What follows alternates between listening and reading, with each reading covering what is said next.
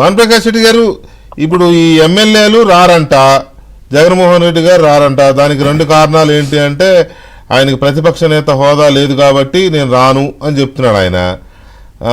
మరి ప్రతిపక్ష నేత హోదా రాలేదంటే దానికి కారణం శాసనసభ ఎలా అవుద్ది, ప్రజలు కదా ఇవ్వలేదు. సో దాని నేపథ్యంలో ఆయన అసెంబ్లీకి రానంటే, అసెంబ్లీకి రానివాడు, అసెంబ్లీ మీద అలిగినవాడు జగన్మోహన్ రెడ్డి గారు కావచ్చు, ఆ మిగతా 10 మంది శాసనసభ్యులు కావచ్చు, ఇక్కడ తెలంగాణలో కేసీఆర్ గారు కూడా రాట్లా. అట్లాంటి వాళ్ళు ఎవరైనా సరే వాళ్ళ సభ మీద అలిగే వాళ్ళు సభ్యులు ఎలా అవుతారు అనే ప్రశ్నకి మీరు చెప్పేది ఏంటి? మీరు కూడా ప్రభుత్వంలో భాగస్వాములే కదా, ఎందుకు మీ మీ సభలో సభ్యుడు రావట్లేదు? వెంకటకృష్ణ, మీకు ప్యానల్ నుండి పెద్దలందరికీ నమస్కారాలు అండి. అసలు చట్టసభల మీద గౌరవం లేని పోటీ ఎందుకు చేయాలన్నా?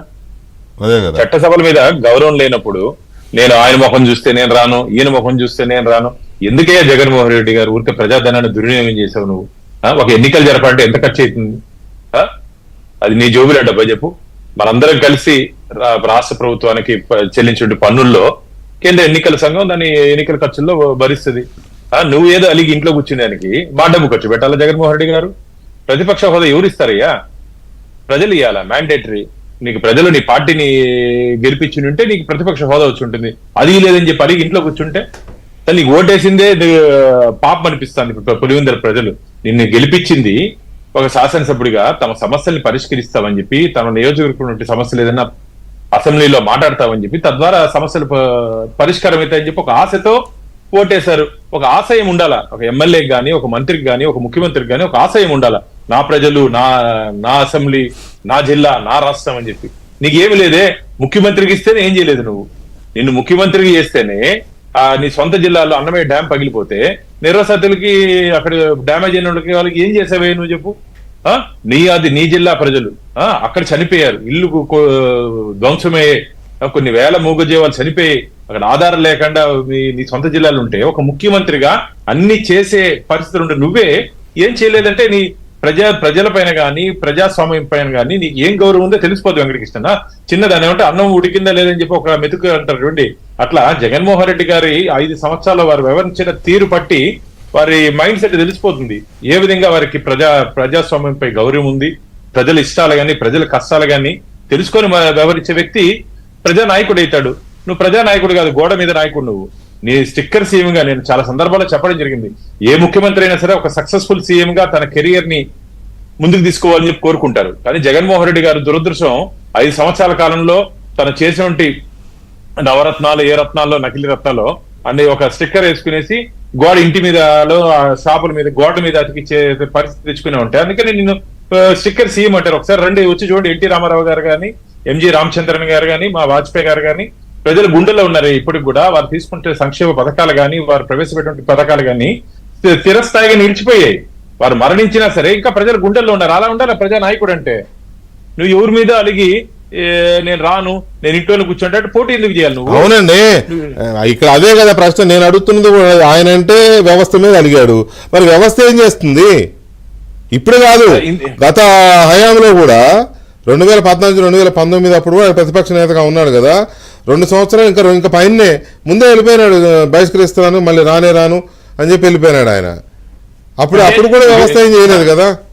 అంటే వీళ్ళకి ముఖ్యమంత్రి లేకపోతే ప్రతిపక్ష నాయకుడు అయితేనే అసెంబ్లీకి వస్తావా జగన్మోహన్ రెడ్డి గారు? మీరు నేను ఏబిఎన్ ద్వారా అడుగుతున్నా, ప్రశ్నిస్తున్నా. మిమ్మల్ని ప్రజలు ముఖ్యమంత్రిని చేస్తేనో, ప్రతిపక్ష నాయకుడు హోదా ఇస్తేనే అసెంబ్లీలోకి అడుగు పెడతారని చెప్పి నువ్వు ఒక అఫిడవిట్ లేకపోతే నాకు ఓటు ఇద్దని చెప్పి ధైర్యం.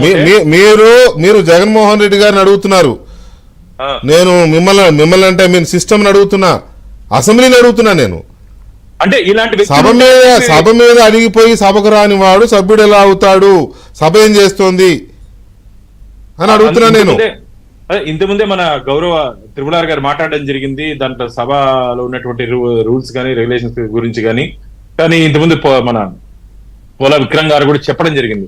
కాబట్టి ఇలాంటి వ్యక్తులు జగన్మోహన్ రెడ్డి గారు వేరే వ్యక్తులు కూడా ఉంటారని చెప్పి గతంలో తెలియదు. లేకపోతే ఇట్లాంటి వ్యక్తులు ఉంటారంటే ఇంకా వేరే విధంగా రాసి ఉండేవాళ్ళు. ఈ అసెంబ్లీ రూల్స్ లో కానీ, దీంట్లో కానీ బ్లూ బుక్ ఏదైనా వేరే ఇట్లాంటి వాళ్ళు ఉంటారు, అలిగి అసెంబ్లీకి రారు, అసలు అలిగి చట్టసభలకు రారని చెప్పి ఎవరు ఊహించలేదన్నా. అసలు ఎంత గౌరవం ఉన్నా అసెంబ్లీలో ఒక దేవాలయం లాంటిది. చట్టసభలు అంటే గౌరవం ఉండాలి.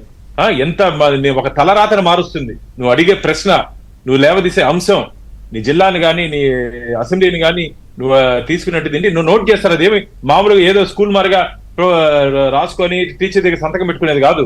అసెంబ్లీలో ప్రశ్న అడిగితే అది ఎంటర్ అవుతుంది, దానికి సమాధానం చెప్పాలా, కన్సర్న్ మినిస్టర్స్ సమాధానం చెప్పాలా, నువ్వు ఏదైనా లేవనెత్తే జిల్లా అధికారి సమాధానం చెప్పాలా. అంత మంచి హోదా నీకు ప్రజలు ఇస్తే నువ్వు తీసుకుని ఇంట్లో కూర్చుంటా అంటావా? నేను ఆయనకి ఇంట్లో కూర్చునేది అలవాటే కదా. ముఖ్యమంత్రి అయిన తర్వాత కూడా తాడేపల్లి ప్యాలెస్ లో కూర్చున్నాడు ఆయన. ముఖ్యమంత్రి అయిన తర్వాత కూడా 5 years ముఖ్యమంత్రి గారు టూర్ ప్రోగ్రామ్స్ పెట్టండి అన్న, ఎన్నిసార్లు ప్రజల దగ్గరికి వచ్చారు. వరద బాధ్యతలకు వస్తే కూడా దాని ఏమంటే రెడ్ కార్పెట్ కింద పైన సామాన్ వేసుకొని వచ్చినటువంటి విజిట్ చేసినట్టు ముఖ్యమంత్రి జగన్మోహన్ రెడ్డి గారు. ఆయనగా ప్రజాస్వామ్యం మీద కానీ ప్రజల మీద గౌరవం ఉంది కాబట్టి ఇలాంటి వ్యక్తులు చట్టసభల్లో పోటీ చేసేదానికే అనర్హులుగా నేను భావిస్తున్నా. ఇలాంటి వ్యక్తులు కోర్టుకి రమ్మంటే కోర్టుకి వెళ్ళరు, అసెంబ్లీకి రమ్మంటే అసెంబ్లీకి వెళ్ళరు.